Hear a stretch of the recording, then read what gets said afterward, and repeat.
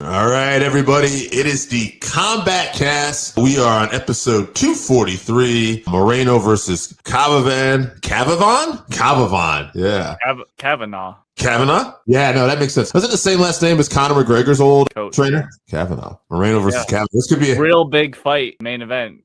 When we don't know the guy's name, It's a big main event for him, but yeah, we'll get into that. So we're gonna talk some UFC Fight Night for this weekend in Mexico. Look back at Fluffy versus Strickland and Chevy. Why don't you tell people what we got coming up first? All right, March 7th. It's finally here. UFC 326 Holloway versus Oliveira 2. That's 9 p.m. from T-Mobile in Vegas. Thank God. March 14th, UFC Fight Night Emmett versus Valios. That's a 8 p.m. Apex card. And March 21st, UFC Fight Night Evloev versus Murphy. That's 4 p.m. from London. That's a big featherweight matchup. Title eliminator, probably. Yeah, Valios, the one you mentioned before that too. Is he undefeated? He's a prospect right now. He's dangerous. I don't know if he's undefeated, but yeah. Yeah. But Josh Emmett also just quietly goes under the radar, knocking dudes out. So. Yeah, I know. So that'll be an interesting test for him too. Well, let's get to this past weekend's fight night. Some great finishes on this card. Strickland versus Hernandez was the main event, but yeah, even before we got to the main and co-main, there were some good finishes here. Yeah, let's get into some of these early fights. Jacoby Smith versus Josiah Harrell. Smith got a first round KO. Mm-hmm. You saw this. This was a late stoppage. Yeah. Yeah, it was brutal. Yeah. He was just like on top of him, hitting him, and then Kerry Hatley, the ref, like shoved him off, and he landed a couple more while he was getting shoved off. Yeah, I don't think the ref was too happy, but he should have stopped it sooner also. Yeah, that's what the commentary took task. It said this was mostly on Hatley. He should have been there sooner. I don't know. It was one of those things, though, to me, when the punches first started landed from that position. I guess I didn't expect that kind of power, and all of a sudden I'm looking down, and it's like, oh, he's out. Yeah, you can see it. Like his eyes are open. You could see he was out. Like, but Hal's the ref. He should be alert to that. Yeah, so. He's literally standing over the top of him, looking at him. So yeah, I don't know how he messed that one up. Also on the prelims, Sergey Spivak versus Delaya. Sergey won by decision, but normally he's a grappler, and this was a heavyweight fight, which lately heavyweights have been terrible, but this one was pretty good. He looked good on the feet, stuck behind his jab and really busted Ante up. So that was a pretty good fight. Ante made an effort to come back. So, but decision first, Sergey. And then Dan Ige versus Melquizel Costa. Melquizel landed this spinning back kick right to Dan's eye. And then followed up. He's the first one to finish Dan Ige ever. So congrats to him. Bummer for Dan Ige. Didn't like the stoppage, but I thought it was a good stoppage. I get his point because there was only 5 seconds left and he wasn't like completely out or anything. But that's not the ref's job, is to time out. He doesn't know the time. Yeah. Right. He's just looking at it. Unlike Kerry Hatley, I got to give this guy credit. He was just all about Ige's safety. So I understand Ige's frustration. But hey, you know how it goes. That's MMA. You got in that position, so don't get kicked in the face. Yeah, right. Yep. He's very easy to say, I guess, but that's the problem. All right, let's get into co-main event: Jeff Neal versus Uros Medic. Uros Medic. This is a name I'm going to have to remember. Holy crap. Now, this was a knockout. Unlike, Jacoby Smith, which was a bad knockout too, where I was like, okay, he is out. He's out. Get him out of there. And unlike the other one with Ige, which is more TKO on that flash, Jeff Neal was out. This was a scary knockout, and you don't see stuff happen like that to Jeff Neal. Yeah. He normally doesn't get hit like that. No. Maybe just a little too comfortable, I guess, but the doctor, as he's called, this guy is, he looks like he's going to be a problem for some people. Yeah. So it was round 1 KO for Medic. Neal was moving good, but, in like a technical fight, he could have won. But once Medic just decided he was going to brawl and he just ran forward with putting a combination together, and Neal stood his ground for like 1 second, he clipped him right on the temple. And like you said, put him out immediately. The way he fell back and hit his head, no follow-ups needed. So Medic is a bad man. He's dangerous, but I'm not sure what's going to be next for him because not everyone's, I think once he gets to a level, he's going to struggle a little bit. He'll always be able to knock people out, though. I think he called out Leon Edwards. I don't know if he'll get that fight, but, and that might be the problem you're talking about, right? Is like somebody very technical, very high level, like a Leon Edwards. That's where we're really going to get a taste of how good Medic can be. But with that kind of stopping power, I mean, we'll see what happens. To me, he looks like he's going to be a fun fighter in the Cowboy Cerrone, the Nate, those type of guys. And we might get some knockouts from him. Will he ever be an elite champion? I mean, time will tell. But right now, he's definitely one I think I'm going to enjoy watching. Yeah, the Leon Edwards matchup is a very good test for him to see if he's at that caliber. So, all right, moving on to the main event here: yes. Sean Strickland versus Anthony Fluffy Hernandez. 3rd round stoppage for Strickland. Before that, I thought Strickland was winning the first 2 rounds. I don't know how they had, but I thought he was very successful with his jab.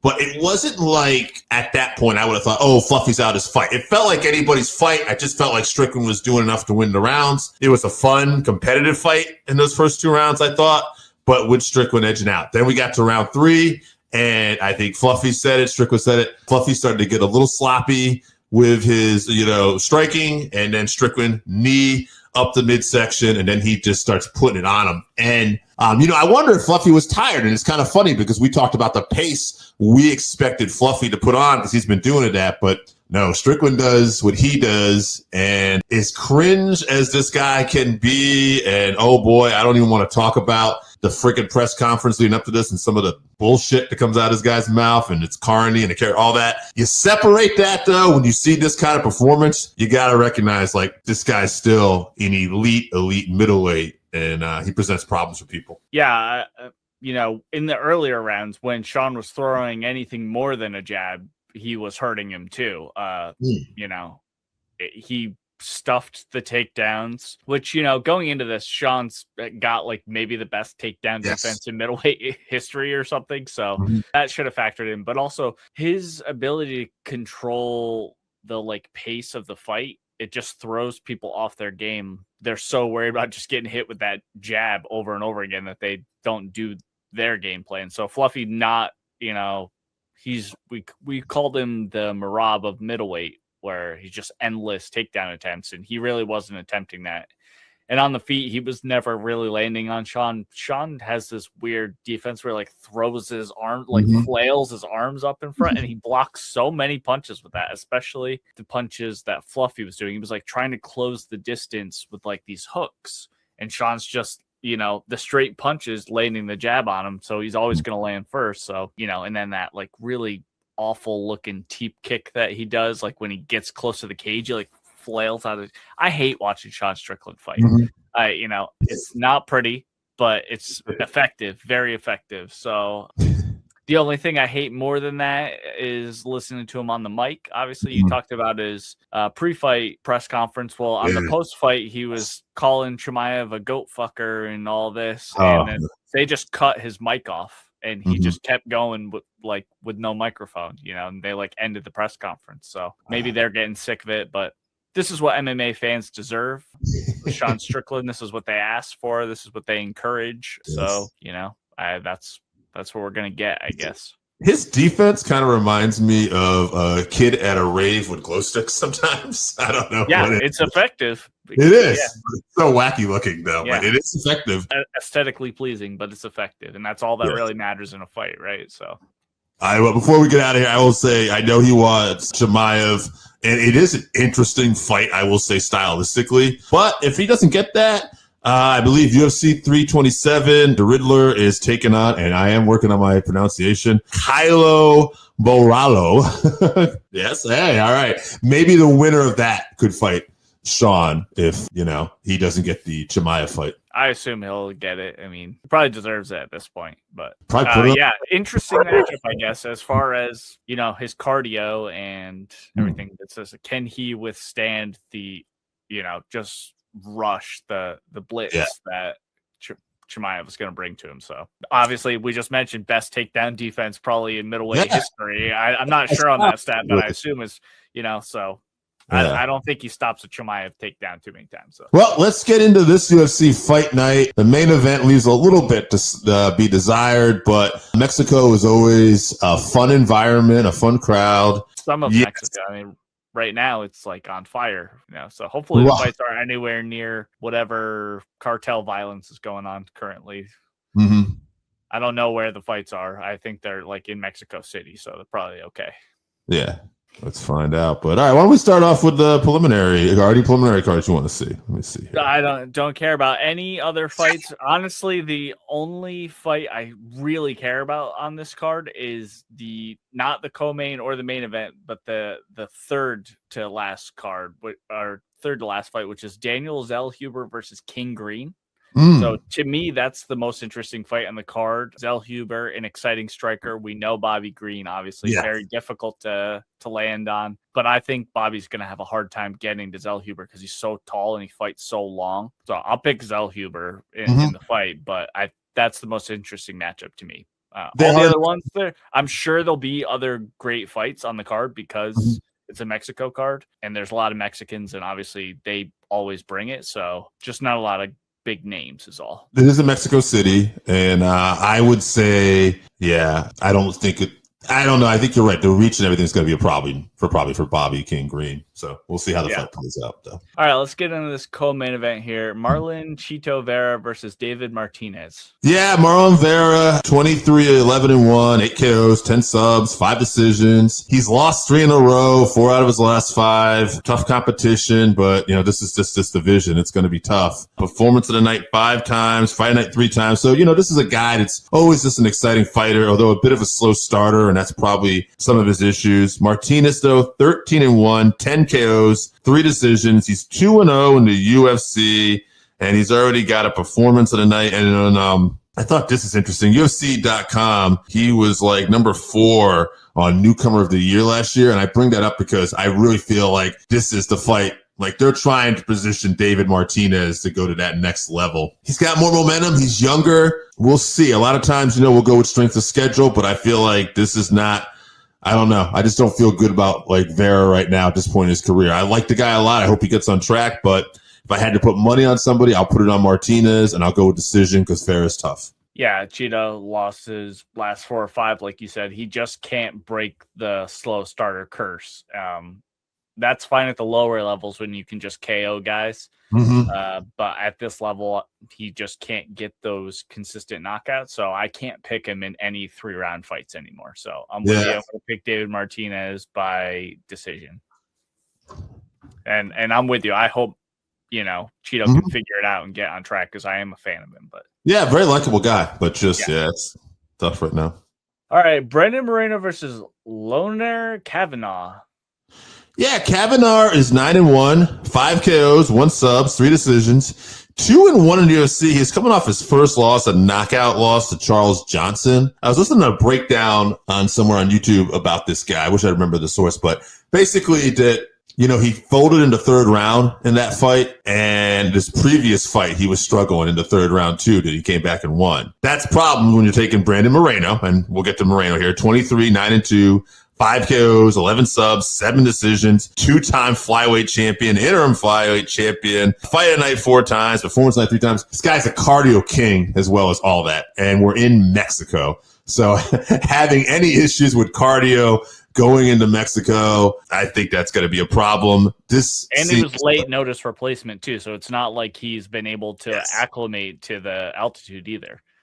This is just an opportunity the guy couldn't deny. And unlike Chito Vera, where I feel like they're trying to feed him to the younger guy, I feel like this is just a case of we're taking the newcomer and we're putting him in this situation because we want Moreno to get a win and send the crowd happy and we need a fight. So that's totally different. I think I saw a lot of people were picking Moreno by decision. I'm going to go Moreno, but I think if this guy's having cardio issues, Moreno will start to really put that on you.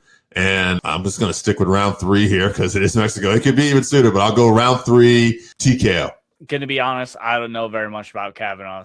But if he's getting knocked out by Charles Johnson, I mean, no disrespect, but I don't like his chances against Brandon Moreno in Mexico on a late notice. So I'm with you. I'm going to pick Moreno round 2 sub. Okay. Round 2 sub. That's the one I was thinking of. Wow. Well, all right. So that's it. We don't have a lot about this fight night. You can tell we're not super excited about, although it is one of those fights, one of those fight cards that could end up being a lot of fun if you stay home and watch it. It's just. Yeah, just not big names. That's all. Yeah. Not names or a lot of intriguing storylines or anything really that's going to catapult you into this. Unlike last week's fight night card, which had a little more intrigue and ended up being some good fights last week, too. Before we get to our Patreon portion, why don't we tell people we got coming up one more time? All right, March 7th, UFC 326, Holloway versus Oliveira for the BMF belt, 9 p.m. Vegas. And then March 14th, UFC Fight Night, Emmett versus Valios, 8 p.m. from the Apex.